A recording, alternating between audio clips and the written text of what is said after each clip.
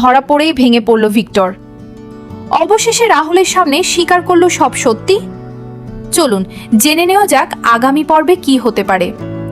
রাহুল বাড়িতে ফিরে আসতেই সবাই খুব খুশি হয়ে যায়, কিন্তু ভিক্টর কিছুতেই বুঝতে পারে না জিয়ার পরিকল্পনা ব্যর্থ হয়ে রাহুল কিভাবে আবার ফিরে এলো। এদিকে রথযাত্রার জন্য সবাই প্রস্তুতি নিতে নিজের নিজের ঘরে চলে যায়।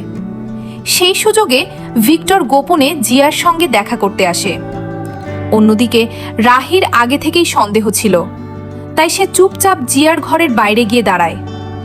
ভেতরে জিয়া বলতে থাকে রাহির জন্যই তাদের পুরো পরিকল্পনা নষ্ট হয়ে গেছে।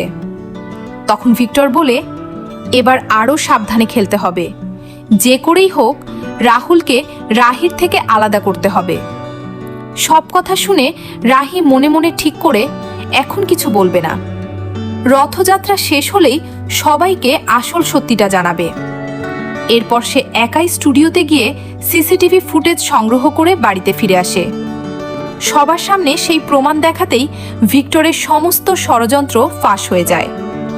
প্রথমে কেউ বিশ্বাস না করলেও ভিডিও দেখার পর সবাই সত্যিটা জানতে পারে।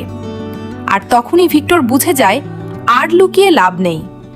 শেষ পর্যন্ত সে নিজের দোষ স্বীকার করে রাহুলের কাছে ক্ষমা চায়। এবার আপনাদের কি মনে হয়, রাহুল কি ভিক্টরকে ক্ষমা করবে নাকি কঠিন শাস্তি দেবে? কমেন্ট করে অবশ্যই জানাবেন।